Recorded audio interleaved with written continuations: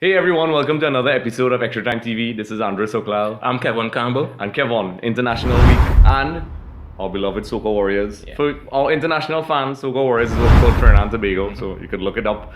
We took on Guatemala in what was a crucial qualifier. We previewed it. We said this qualifier was going to be pretty tight. It ended up in a pretty, for Trinidadians at least, way more exciting than it should have been. More anxiety than excitement. Yeah. 2-2 in the end. 2 goals from Ruiz and 2 goals from Joven Jones. Kevon, what are your thoughts on that game? Yes, Andre. Trinidad and Tobago, they're now on top of the table. Yes. And they are unbeaten and also with 3 wins, which is good. But it was far more difficult than it seemed because coming into the game, Trinidad and Tobago versus Guatemala is going to be tense. Yes. But during the game, Guatemala scored first. Yep. El Pescadito Carlos Ruiz lashed onto a cross and tapped home in the far post. And I just the- scores goals for fun. he always scores. Yeah. But then after that, the game was dominated by Guatemala. For 20 minutes, the Guatemalans absolutely outpassed and outpossessed Trinidad and Tobago. But we got a lifeline. Yes. Daniel Saras put a great ball across, and Joven Jones with his left foot Yep. buried it between the keeper's legs. It was insane. Yeah. Then halftime, and in the second half, we upped the tempo and we showed what Trinidad was really about. Yes. That all culminated in Joven Jones, what I would call a golazo. Golazo, yes. Yes. Outside It was the foot, fantastic. yeah, curled it in. And then it became tense. It became hands to the pump. It was football. tough though. Yeah. It was. Especially if you're a fan. Yeah. Marvin Phillip, after making great saves during the game, made an error. And that man again, Ruiz, scored to equalize. Yes. But all we needed was a win, a draw to advance. And we got that. Yeah. The thing is, I think we spoke about this in the preview. A lot of people were telling us that, I think maybe people got carried away with this St. Vincent result. It was always going to be difficult. Trinidad has shown before, Trinidad and Tobago has shown that when it comes to the big matches, we tend to have that psychological weight. Yeah. And it showed the players looked a bit pensive. They looked nervous. I've seen these players play before. I've seen them play really well against the US. We saw how well they did in the Gold Cup. Yes, there were some changes. And some of the players I expected to be very solid looked a bit bamboozled. Guatemala was clearly very prepared. Yeah. What I liked about Guatemala is that they found a way to neutralize Trinidad. Before I get to that point, Trinidad started off really great. They should have taken 2 goals within the first 5 minutes, I believe. And Should have. yeah, and we spoke about that in the preview. So Trinidad needs to score that goal to calm the nerves, and it didn't, and exactly that took place. They started to get nervous, and they started to get pinned back in their own half. Guatemala played really well. I loved how, the coach... You saw they obviously were very well prepared. We started to stretch the players. Yeah. The Trinidad team out wide, a lot of width. And Trinidad was often chasing. And then when Trinidad did get possession, the players were too static. So there weren't many passing options. And Trinidad looked a bit bamboozled for the entirety of the first half, I think, until the individual brilliance in the end and passing. They did not have a great first half. They had a great first maybe 10 minutes. But, the generic term that we always say, goal score games. I hate that, but we should have taken our chances. Stephen Hart said in the post-match conference that, the players looked a bit nervous. And you saw that. If you follow Trinidad, these guys are capable of much more. And they definitely need to step it up in the next game. Yes, I think, all right, so we qualified for the Hex. But I think maybe there's a silver lining here. Because maybe it may keep them on their toes. We have a tendency as a nation to get complacent. And I think... the USA game, knowing that we have qualified for the Hex, is a blessing in disguise. But to basically assess the entire game, I think it was very sloppy how we conceded that second goal. Kevon, what do you think about that? Yeah, the second goal was sloppy. Yeah. But about the Guatemalans, Calveri, the coach, he came into the game with a set plan. Yes. Wings, use the width. But in my opinion, his 2 star players did not really integrate themselves well into the game. No. Marco Papa, the MLS superstar, Yep. he was out of the game at all, and he's a playmaker for Guatemala. And Ruiz, yes, he scored 2 goals, but it was really tap-ins. His build-up play wasn't good at all, and he was always drawn back into midfield. Yep. But for Trinidad, the starting lineup had me a bit puzzled, but I understood why Steven had made those decisions. I mean, he started with Mitchell as centre-back alongside Bato and Cyrus at the right-back. Now, in my opinion, Cyrus should have been playing in the middle. Yeah. Because he does that for the reconnection, because he's tall and he's not the quickest, but he got forward well. And what he did, he stopped that diagonal ball that Guatemala likes to play. Yes. And coach has said it himself. he played Mitchell ahead of Radanfa Abubakar for his pace. Yes. Abubakar is not the quickest. And when the Guatemalans get beyond the strikers, Mitchell was able to actually stop them. And in the midfield for Trinidad, we could have played better. Yeah. The duo of Highland and Buko, they weren't up to the marks. No. Normally they control the tempo. Normally they dictate the game. They weren't at the races on Friday, which was a bit worrying. Buko got hold off in the second half, but he has been fantastic for the entire tournament, qualifying thus far. Up front, when the game started, we saw this and we commented on this during the game. Joven Jones and Kato started on opposite wings. And they swapped after the first 10 minutes and stayed in those positions for the entire game. I think that sort of confused the Guatemalan fullbacks, and it meant that we had a different dynamic to the game. I thought it was very clever. Yeah. And especially Kato as a winger on the right, we were right there.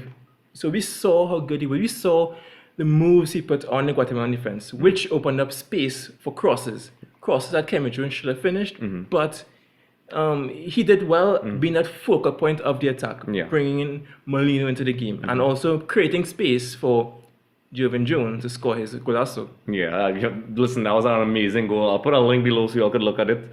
Kenwin Jones gets a lot of criticism, and I could understand why up to a point. He has some chances and he doesn't take them. But there are other aspects of the game that he adds, and I think a lot of people don't understand this. He draws a lot of defenders to him. We saw it in the Central FC games as well when we looked at it, that Kenwin Jones is good at holding up the ball. He's more mobile than he was years ago, and he brings other players into the games. I think if Kenwin Jones can manage to be a bit more ruthless in front of goal, I think actually that all the criticisms will go. But when you miss those, this is football. You have to take those chances. I'm pretty sure he could handle it as a professional.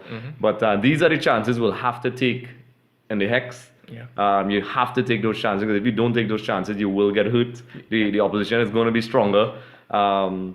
What really, in my eyes, Kenwin, when the team was struggling, the first goal that he set up started with Kenwin. The team was actually struggling all over the place, and Kenwin held up the ball really well and laid it off for the run, and eventually led to the goal. And this is the dimension that I think a lot of people, maybe forget when assessing Kenwin. But to me, what really hurts as a Trinidadian fan, and even as a fan of football, so they're up, they were ahead by one guy. It was a couple minutes ago in the game. Red card. And it was insane that Guatemala, at this level, had enough, in them to push us in our own half, and it seemed a bit sloppy. I remember what was really insane is that they had less men. They started to build the play from the back. They had enough time to come into our own half, trouble our defenders, and eventually get the equalizer. And I thought that was very sloppy. Hart addressed this. He said that shouldn't happen at the international level. Maybe the players playing for the draw made them go into that mode. It's like, listen, at least we're going to get a draw out of this. And I think maybe this draw may have... It was not the perfect result, as we spoke to Levi Garcia and Andre Boku and those guys. But I think this is exactly the kind of result Trinidad needs, to kind of, slap in the face they needed. Listen, we're not there yet. We have things we need to work on. And what is clear to me is that the psychological part of this team, Hart has spoken about it many times. The double connection coach has spoken about this in general and with Trinidad players. It's there is a psychological thing. I've seen these guys train. I know some of them. We've seen them play really well before, and they definitely have a bit of nerves in these games. So we got what we needed, Kevon. We got to the Hex. Trinidad now has 11 points, one ahead of the US. So we're going to play the US next week. In Jacksonville. Jacksonville. It's good for us, and it's interesting to see how Hart will probably approach this game, which we'll discuss a little ahead of this, our preview. So, Kevon, if you have any what final thoughts on the game itself, overall? Final thoughts, game management is key, yes. And we didn't do that well. So if we play like that in the Hex, we won't qualify. No. So more is needed. Yeah, I agree. There are intangibles that need to be done. If there's one thing I've learned, just from being around football, is that you could train the players, do everything right in the training sessions, and then you go on the field and you use the right term management. If they don't manage the game well, we live in an era where it's not just one tactic. You have to be able to adapt, which Guatemala did really well. We saw it in some of the CONCACAF Champions League games. Teams came to our country Kansas City and Vancouver and Pumas and Honduras Progreso. Yeah. And what I think we still lack, and I think Stuart from the Connection addressed this. He said the psychological aspect, which I keep talking about, and also game management. I like to call it, the adaptability. Yeah. They adapt really well, and that's something I think all players need to learn, because the coach can teach you only so much, but on the field you have to also be able to be tactically intelligent to read the game, and everybody has to be in sync. And at the end of the day, it's 11 guys on the field. You could have the perfect strategy on paper, and the guys have to apply it. So I'm sure Hart saw this. He spoke about it in the post-match conference. You could check it out on our page, subscribe. So I think in my eyes, we need to address that. But all things aside, congrats to the Soca Warriors. We are into the hex. We haven't been there in a long time, so we got past what possibly were the negatives. Yeah. But we've done really well. It's the first time we did this well in a long time. It's weird because now we had 10 points and we almost didn't make it. I like that we set a tempo early. Yes. And we did it with a game to spare. That's my biggest achievement from this team, actually. Yeah, Trinidad is now a team that takes initiative. We were a team before that was very reactive. We'd sit back, we'd concede a goal, and then try to rally, and then the people in the crowd, like 6 people, might say, hey, Soca Warrior, blah, blah, blah. Yeah. But this is a team Hart really wants to dictate the initiative. The possession in the midfield, I think we still lack that, game management again, where we don't know when to slow it down. If we kept the ball in the last 10 minutes, we had more men, the guys are capable of possession, we would have won that game. Yeah. So, that's our, reaction to the game. So, Kevon, where can we find you? You can find me at Kev868 on Twitter and Instagram. Andre? You can find me at Andre Soklal on Twitter and Instagram. But I jumped the gun a little bit. We forgot to congratulate our winner. Yeah. Candice Mohan. She subscribed, she shared, and she won. Guys, listen. Subscribe. We have more giveaways. We have a FIFA 17 giveaway, maybe future upcoming, games and merchandise. Who knows? So congratulations, Candice. You're the proud winner of 2 tickets to the game, and I hope you had a good time. Yeah. So back to finding me. Yeah. You can find me at Andre Soklal on Twitter and Instagram, and be sure to subscribe to our YouTube channel. Yeah. Comment, give suggestions. We love it. And as you can see, you could get gifts when you do that. Yeah. So, listen, it's not just talk, right? Yep. Leave questions. We'll answer them all. And stay tuned for more from Extra Time TV. Yes. Take care. Yeah.